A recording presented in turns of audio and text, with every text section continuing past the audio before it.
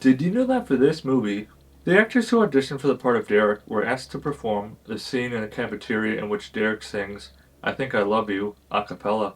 Scream 2 is a pretty good sequel. I've only seen it a couple times. I usually don't watch it a whole lot. It's not my favorite Scream movie, but I will say in terms of sequels to horror movies, this one is pretty good. There's a lot of things I like about this movie. There are a couple things I don't like about this movie, but I'll get into those at the end of the review. First thing I like about this movie is I like how it plays on typical stereotyping of sequels. I mean, Scream is so unique. Like, Scream is my favorite horror franchise for a lot of reasons, but the one thing I always like about Scream is they're always able to add meta commentary throughout, and it's like spot on. I mean, a couple moments where they literally say sequels are not as good as the originals, and this movie isn't as good as the original, and also this commenting on stuff you already know is gonna happen. Even Randy, within like the first 15 minutes, says who the killer is, and he was right.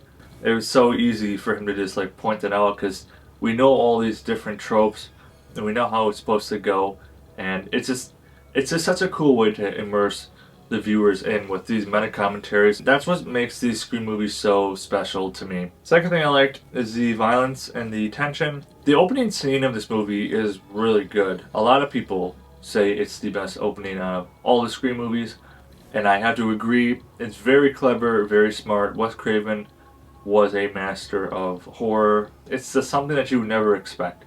At the same time, it's like the killer is hiding in plain sight, and it's so easy for him to move around and kill people and do whatever, and no one's gonna blink an eye because everyone's high on this horror drug and ghost face craze, all that. No one's gonna think twice about someone in a ghost face costume because everyone's in a ghost face costume. So that's just like so smart.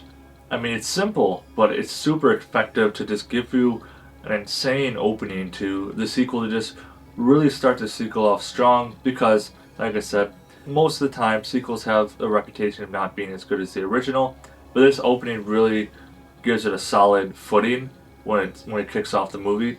The violence is pretty good too. Opening scene and the guy gets stabbed through the bathroom stall. And then the second one I always like is the car scene where Ghostface is unconscious.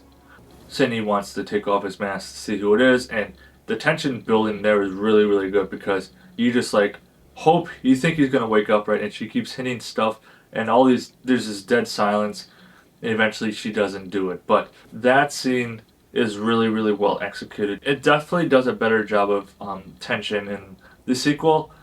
First movie, there isn't much tension at all. I mean, other than the opening scene of the phone call scene, I wouldn't say that the first Scream movie is filled with tension. It's more just lots of blood and kills, but not tension filled like this one. And the last thing I liked is I think this movie has a pretty good twist.